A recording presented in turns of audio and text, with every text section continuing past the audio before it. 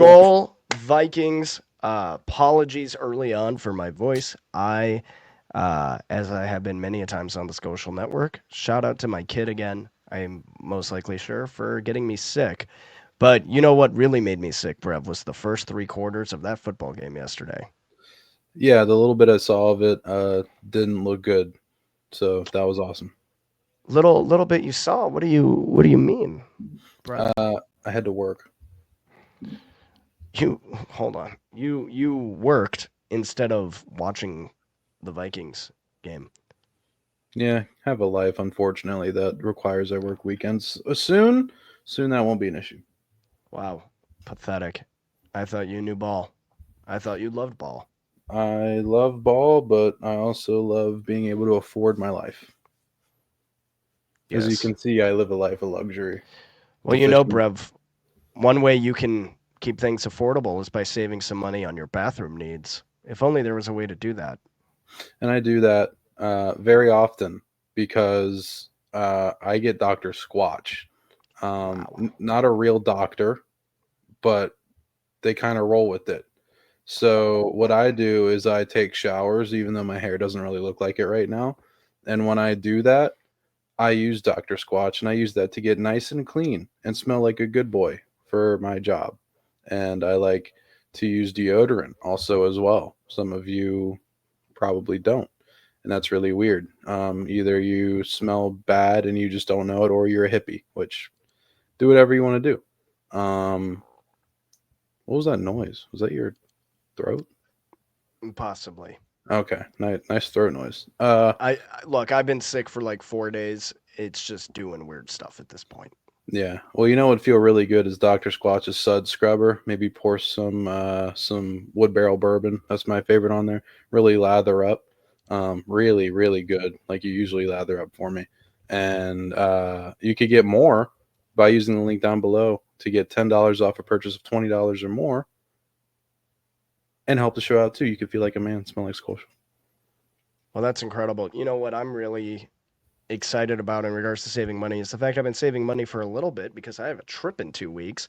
One of the things I saved money for was a all white Vikings outfit for the whiteout game. Just got this hat in today in order to go 2 weeks from tonight.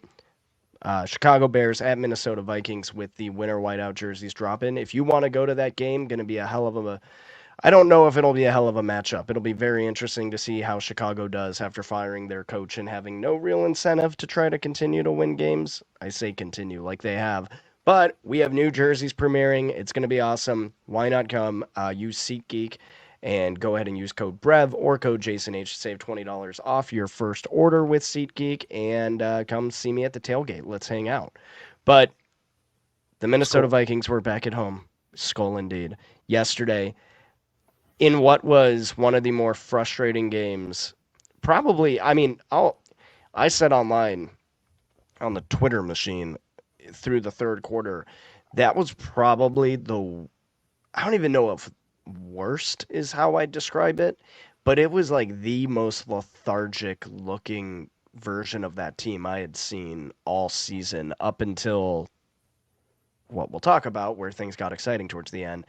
But I know you said you were limited on what you saw, and I'm sure you watched stuff back after. But man, that energy on that team was just non-existent for about 3 quarters. Yeah, and when I was able to kind of check on it, it looked that way. Um, I got a weird feeling before the game that we were gonna lose, and it felt different than the like, oh, we're the Vikings, we're gonna lose this game. But usually, I always think it feels different. And then, as of late, the Vikings then win it. So I think it's good. I mean, it's not good to be low energy, but it's good that they faced adversity. They came back and won. So yesterday is the kind of wins that we needed the Vikings to have, or a kind of win that the Vikings needed to have. And the Cardinals, I don't think people understand. Like the Cardinals aren't like great, great, great. I don't want to make it sound like that, but the Cardinals are one of those teams that's just kind of like okay at everything. Um, and in the terms of like over the season. But in the last 5 or 6 games, the Cardinals have been like one of the best defenses in the NFL. So the Minnesota didn't face just like a mediocre Cardinals team yesterday. I mean, I guess they did, but in terms of like a defense, that was a good defense Minnesota matched up against, and you saw them struggling with that obviously through the first couple quarters, but they overcame just a masterful game-winning drive. Maybe thought they scored too quick there for a second, but that's what you want to see. It's what you want to see out of Sam Darnold. Put points on the board. Shout out to Jonathan Gannon for kicking a field goal instead of going for a touchdown, going for the jugular. But you take what you get. That game had all the makings to be very similar, and people are going to hear this and be like, what are you talking about? The outcomes were dramatically different. Bear with me, to the Cowboys game in 2022. And what I mean by that is starting off early with turnovers Mm-hmm. at inopportune times. In that Cowboys game, Kirk was getting knocked on his ass early and often. Sam Darnold was getting rocked early and often. The opposing team was marching down the field on them on offense. However, the things that changed that was that the Vikings defense stepped up when it mattered most, and their offense was able to at least get into the red zone enough to set up some field goals. But it could have gotten out of hand if they didn't. The defense showed up in the red zone and the offense didn't for some reason up until the end of the game. Um, and obviously, you have things that complicate it, like um, Gilmore getting hurt. I almost said Shaq. Shaq had the INT. Gilmore getting hurt, and then Fabian Moreau coming in and basically having the most Duke Shelley esque performance of all time, having a couple really good stops on a big receiver, and then, oh, pardon me, Wow.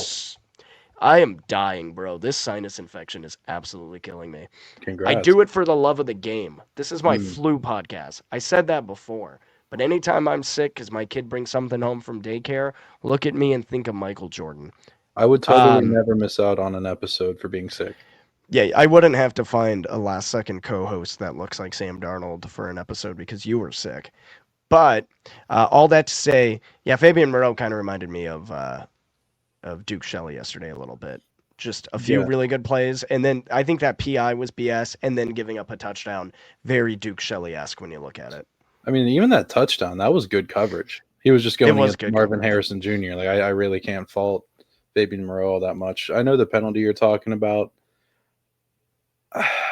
I feel like they call that a lot. So like it's an iffy call. It's the spot. It's the situation. But I don't know. That's kind of one of those annoying things where you do kind of see a tug, but I don't know if there was enough there to warrant a call in that spot. Yeah, I agree, but I think looking at the matchup that we'll talk about later this week, I'm not like uber panicked about Fabian Moreau being out there, Me neither. especially after what we saw from Kirk Cousins. Um, he plays a lot differently than the other guys. He's a lot stickier than anyone else we saw play yesterday. And Mm, obviously, when you're sticky, that can lead to opportunities for you to get burnt because you're not really leaving yourself a lot of wiggle room to adjust. But I kind of like having a guy who's just going to go out there and match up and get physical. And if we give up some plays, we give up some plays. But I like the attitude. Sam Darnold, though, the big thing that kept this from just being one of those games where the Vikings shut down, which again, maybe it's over dramatic to compare this to like a 40-point loss from 2 years ago. But a lot of the same things early on were kind of yeah. showing it could go that way.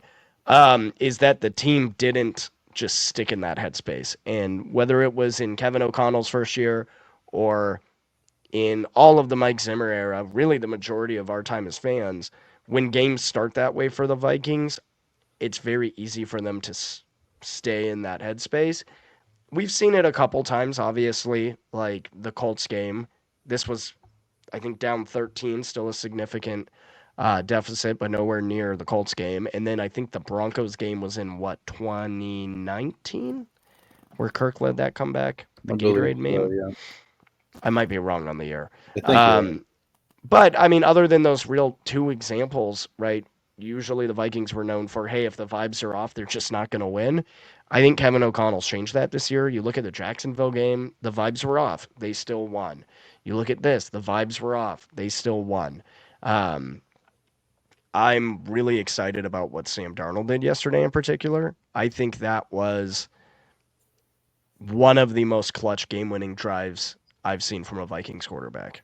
It was just dagger after dagger and perfect throw after perfect throw. It was literally dagger because Kevin O'Connell loves the dagger concept with that deep I end knew you pattern were over the gonna middle do. of the field. He I just knew loves you it. were gonna do it. Nobody loves anything like Kevin O'Connell loves him a dagger. So, and they run it very well a lot of the time. Yeah, to your point about just I guess the level headedness and kind of maturity that the team has been showing this year, and especially yesterday. Um, as cliche as it is to go, oh yeah, like this guy's a culture guy. Really, the locker room really falls behind this head coach, and this team really believes like that.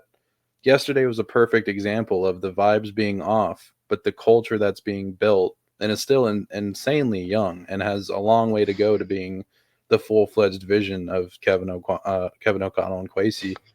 Um, it just goes to show that like culture and belief matters so much more than we think.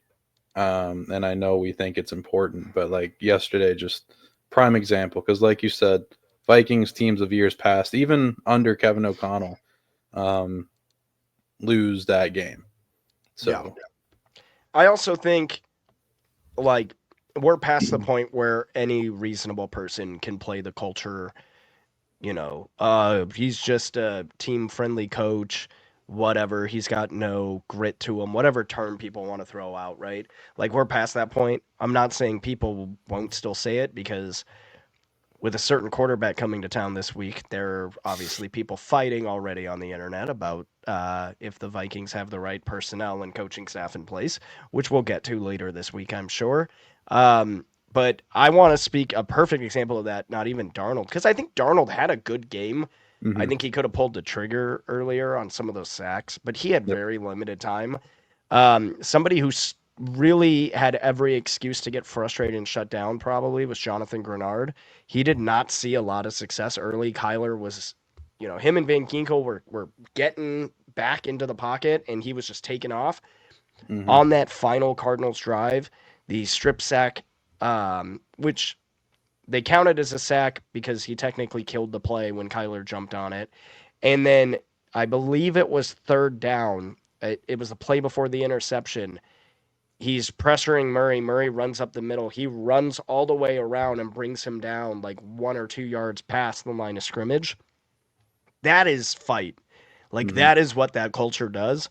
Because again, like he's a guy who thrives off getting to the quarterback, and he didn't have a lot of opportunity to do it yesterday, and he still turned the gas on and kept positive when it mattered most and made two absolutely critical plays that ended up helping us to win the game by setting up that fourth down heave that got picked off.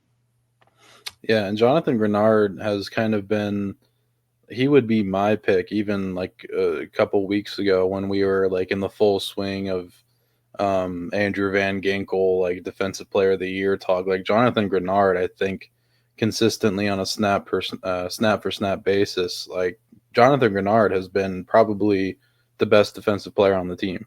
Van Ginkel has had flashy plays and whatnot, but Grenard just consistently, even though he was, him and Van Ginkel were getting to Kyler, and that's just what Kyler is going to do. He's going to escape. He's mobile. He's going to run and look like a 10-year-old doing it. I say that as I'm like maybe 2 inches taller than Kyler Murray. Or maybe I'm just as tall. I don't know. But yeah, it just speaks to the culture. Jonathan Grenard is a beast. I didn't like it was hard not to be dismayed, I guess, when we let go of Daniil Hunter and re-signed him because when you let go of somebody like Daniil Hunter, you're expecting like, whoa, well, whoever's replacing him better be flashy or better be a high draft pick. Um, they did kind of not really replace Daniil Hunter with a high draft pick, but they also replaced him with a very efficient pass rusher that Grenard has been over the past couple years when he has been healthy. And I don't think he had ever played a full season. and I think he's played every game this year so far. So Grenard deserves a little bit more respect. Not saying he's deep Hoy or anything, but put some respect on his name. Is he? I can't remember. Is he on a 1 or a 2 year deal? I think it's like two. Grenard No. Yeah, 4, four. I'm. 4 for Bleh. 72, I think. Yeah, great, awesome, Daniil Hunter's on a perfect. 2-year deal.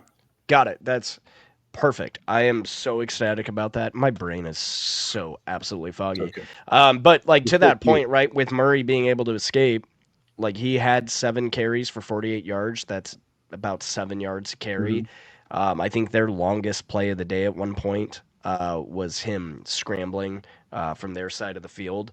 Um, and also, like, yes, Andrew Van Ginkel has the more exciting plays as far as the pick sixes, but a lot of that is one, the screen game that teams feel like they need to implement to get the ball out quickly against the blitz, which Jonathan Grenard is the best pure pass rusher on this team, so he's a Hmm. factor there. Or it's a desperation throw because Grenard's already coming off the opposite end and Van Ginkel's able to drop into coverage or just tip the ball to himself, whatever it is. So I think that the success that Andrew Van Ginkel's having is inherently tied to what Hmm. Jonathan Grenard is doing to these opposing quarterbacks. Completely agree, and it all also ties back to Brian Flores is a very, very, very, very good defensive coordinator. Remember a month ago when people were saying his defense people had figured it out. We were done. We were cooked. The secret was Yeah, out. I mean the fan in me was obviously a little like whoa, and I couldn't step back and understand the fact that we were playing the Detroit Lions. So Yeah. I don't know, man. We'll have to talk about that uh, Thursday night game when we record later this week because there's gonna be a lot to talk about. But even when ESPN and Schefter are coming out saying like, I cannot see how the Lions can sustain their success with how injured they are, I think things can get spicy later on. But Sam Darnold, 21 for 31, 235, 2 touchdowns. Again, I think last week statistically will end up being his possibly best performance of the season, especially when you add overtime into that. And, that was getting flouted as one of his most important performances of his career. I just look at what he did yesterday. Again, it wasn't perfect, but some of the passes he made, like specifically that fourth down to Jefferson, where he split, I think it was 2 or 3 Cardinals defenders trying to throw their hands up, and it just went in there perfectly. That sideline dot to Addison, where it layered over, and Addison mhm. was able to come down right on the sideline and go out of bounds. Like, those are not easy throws. Like, That those are the touchdown that types. Aaron Jones dropped, that was a great throw. That was, oh, God, I've been trying to forget about that. And also, like, this is gonna sound weird, but shout out to Aaron Jones for like coming up. That was a very Dalvin Cook type thing to Yeah, see 33, no pun intended, as far as just how obvious the number correlation is. Screw up a couple times and then be the person who catches the game winning screen pass. But yeah, that throw to Aaron Jones was such a dot. And some people are like, well, that's really hard for a running back to catch. I'm like, no, it was in his hands. He had yeah, it. It was bouncing between his hands and his chest. Like, that's on him. And I don't think Aaron Jones would shy away from the fact that like he should have caught that no, he wouldn't. And we've seen Aaron Jones catch a way harder pass this season. That one in the from Jets Nick game. Mullins. Yeah, Yeah, so Nick Mullins trying to hospital ball him almost successfully too. yeah, we might have to have a slight discussion about Aaron Jones, I but here's what I'd here. I got roasted on Twitter for suggesting this, but some people agreed. If you're the Vikings and you're sitting there with the free agency money you have this year, and you're picking, let's say you win a playoff game, you're picking like, where would that put you? 20, 27, yeah, 6, 25 people. 27, 26, 27. Do you trade and package that into 2026 first to trade up for Gentry? No, I wouldn't. I mean, uh he's a beast, but this running back class is just so deep that I think you can stick and pick, or you can even trade back and get a good one. Yeah, I agree as far as the depth. I do think running back should be our first pick because I think I think getting a young rookie running back is more valuable than getting a young rookie corner or Hmm. defense. Like if you're sitting there and you're like, "Hey, we have three positions we need to address. Two are going to be free agency. One is going to be in the draft as far as an early pick."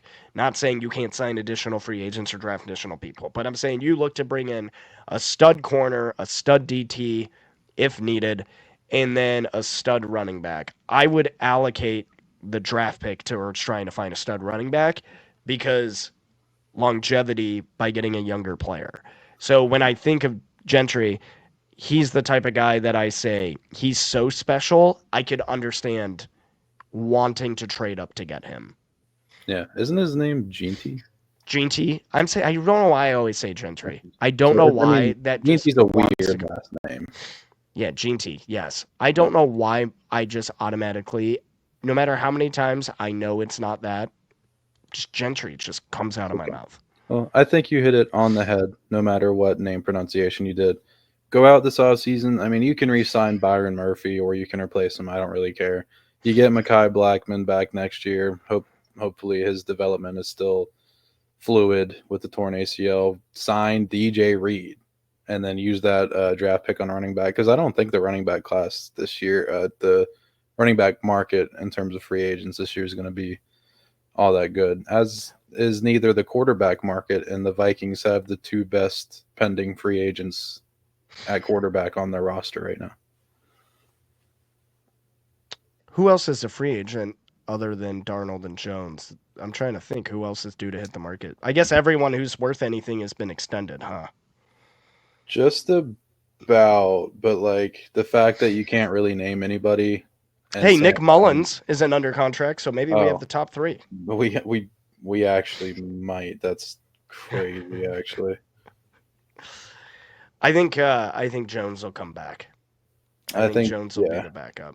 I Just in think it terms makes of too much sense. very quickly, free agent quarterbacks consist of Sam Darnold, Daniel Jones, Zach Wilson, Trey Lance, Jacoby Brissett, Marcus Mariota, Drew Lock, Andy Dalton, Justin Fields, Joe Flacco, Jameis Winston, Mac That is a Jones. lot of former first round picks. Very lot, Like very an many. insane amount of first round. Carson Wentz, Jimmy I think all of Garoppolo. them you said were first round picks until Yep. that point. Okay, never mind. Sorry. Is Russell Wilson the best free agent quarterback right now? Oh yeah. Him or Darnold? Mm, I'd say You I mean probably I'm have to give biased. it to Darnold, I think you maybe. have to give it to Sam. Yeah. This is gonna be interesting. Yeah, I just unless you somehow get a generational free agency pool like Saquon or Derrick Henry, and again, even when those guys were signed, the fan base, the Ravens and Eagles fans were stoked, but they also knew there was a chance. Like we saw with Dalvin Cook, you can go into any offseason and your stud running back can just fall off a cliff. So like they weren't 1,000,000% confident that this is what they were gonna get. So I don't know. I think you can make the argument to trade Yeah. up for Boise State guy. We'll call him. Yeah. For context, the running back free agency class this year is Aaron Jones, Najee Harris, Nick Chubb, Ezekiel Elliott, Alex Madison. Uh, yeah, this is J.K. Dobbins. Yeah, This you're is you're you need to draft a running back and then sign potentially one of those guys or bring back Akers as kind of a second feature. Aaron Jones, Nick Chubb, Ezekiel Elliott, Clyde Edwards-Helaire. This free agency running back class would have been insane in like 2020, 2019. That's wild, dude. But again, like that's the point. Is just I think if you're gonna draft for a position of need, running back is, and that's not to like crap on Aaron Jones, but I think you need a long term plan at that position. You have your young receiving core. Hawkinson's still relatively young. You have your quarterback of the future. Hopefully Christian Darrisaw's healthy starting next year. You have him and Brian O'Neill, who are both still relatively young. Get your young running back and let it ride for years to come. So true. All right. So the Vikings 10-2, tied for the second best record in the NFC, yet currently the fifth seed. I believe the projection is right now they would play Tampa. I hope that doesn't happen. I do not want to go to Florida, especially not Tampa Bay. Yeah. Well, are you like talking about travel for yourself? Yes, I'm gonna be going. I for Christmas. Hello, dog. I literally asked for a Ticketmaster gift card and a Delta gift card so I could Mm, go to, or I could just hold out and hope we make like the NFC Championship or something, but that might be a little risky and yeah, might because not if get to use my Christmas gift. we're lining up to face the winner of the NFC South or West right now, because we'll probably get the fifth seed. By the way, I'm going to be the first to report the Minnesota Vikings have made the playoffs. Um, yeah, you'd probably then go to most likely Philly I don't want if to they do win that. their Yeah, game. Yeah, no, I you've don't either got to go to like Philly or to. Detroit with how it's unless you drop in Yeah. seeding. Or I mean, the good news is I have time because there is. I'd put it at right now. Like a week ago, I'd put it at like a 5% chance. Right now, I'd put it at like a 15 to 20% chance the Vikings could still compete for the North, not win Oh the yeah. North, but that Week 18 could still. Because if we continue to play like we did at the beginning of yesterday's game, and here's what my hope is that the 3 quarters of that game were so frustrating. You could tell for the players that they treat it like a loss. Hmm. And that they're not just like, whoo, got out with a win. That's all that matters. Like, I hope that they literally coach and watch film on this like it was an L, Yeah. um, which I think they will. I think that's been the theme this year. But I think the Vikings could win out. They could also lose every game. Who knows? Hmm. But I think Detroit has a couple losses coming their way. And I put a 20% chance that week 18 decides it. It could be greater than that because the Lions, I know they play the Bills and the 49ers, maybe the 49ers. I think there's a chance Bosa and they get some people back. But um, yeah, Until I see the devil magic wear off, I'm not gonna raise it and get my hopes up because yeah. like Jared Goff threw 5 interceptions and they won like on the road. Like Hmm. they lost Hutchinson, they lost Anzalone, like, and they still keep winning. So I'm not like Matt Eberflus and Caleb Williams had the dumbest moment I've ever seen in a football game Yeah. to allow them to win. Like the devil magic keeps happening, so I'm not gonna be like, oh, I think it's 50-50. I don't know how No, they yeah. keep doing it. It's not 50-50 because the Vikings' next three games they should win their next three. I say should win. Then you get the Packers at home, which I think has been kind of I know last year it sucked, but yeah, that Detroit game could end up being for it all. If they could have just lost to Houston or Chicago, like the things they were saying about the 2022 Vikings, full circle. Oh, guess who's back at it again? I don't want to know. So Twitter changed the rules for blocking where you could still see people's posts. You just can't interact with it. Um, your favorite dog enthusiast is back Hmm. and trying to discredit the Vikings in every single way possible. Let me grab his latest. In his defense, Wait. he ended up being right 2 years ago. That's not the point. The I know. point was, and the main point of frustration is that, uh, where is our friend Peter? I did my Peter. screenshot get deleted? Peter. Did, what's his last name? Bukowski? Bukowski. Some yeah. Show what you can. He said this team isn't as fraudulent as the 2022 team. Oh, here it is. The Vikings aren't quite 2022 season fake, but they're not a 10-2 team either. No, they're literally a 10-2 team. They're quite a Uh, little. I think what are we plus 70 in point differential, something Mm-hmm. around that range. Yeah, well, everything he was touting about DVOA and EPA and point Point differential 2 differential years is now, ago is now very good. So I guess we got to find another avenue. yeah, and that's where we could say, well, he ended up being right then, but okay, if he was right then he's wrong now. Yeah, that's the beauty of it. Anyways, interesting times. With that, I'm sure this pregame preview this week will be fun, Mm. especially after Kirk having a great performance. Gut feeling, is Kirk regressing, or is this going to end up being one of those monster Kirk games after an absolute stinker? Spoiler alert for our pregame show. Yes. To both of them. Yes. Or did you have one in mind, or will the people have to wait and see? They will have to wait and see. Awesome. I guess I won't know either. Well, with that, Skull Vikes, hey, again, perspective, right? Everybody on Twitter is arguing about how ugly the game was and how the offense deserved to be booed, which is a conversation for another time, in my opinion. But we're 10-2. It's the first week of December, second day of December, and the Minnesota Vikings are 10-2. If anyone told you this would have been the case months ago, and we've said this at different points throughout the season, but now like 10 wins, double digit wins, is here. Mm-hmm. I think we would all be pretty happy. This was our ceiling. This was our absolute ceiling, 10, 11 wins before the season that we talked about. And now, you say 12 wins? You say 12 wins? Actually, I had us at 12. Thank you. Sorry. But yeah, the Vikings aren't mathematically locked in, but they are Skolcially locked into the playoffs, as reported by me here first. They can lose out and probably still get the 7th seed. So I would like to not do that. yeah, that would be cool to not do that. I do not want to go to Philly. Anywhere but Philly. Might have to go to Philly. Probably got to go to Philly either way. I'm not going to lie to you. No, I'm going to the first round.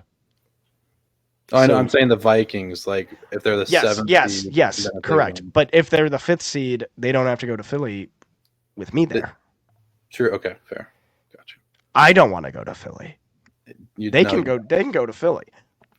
I don't want to go to Philly. Yeah, me neither. I don't want to die. Anyways, it's only 3.5 hours for me, and I still don't want to go. Well, we'll say this: if the Vikings somehow end up with the 7th seed and play Philly in the first round, you and I are going together, and we're going to die together, and it'll be great. Sounds great. We'll see you guys later this week.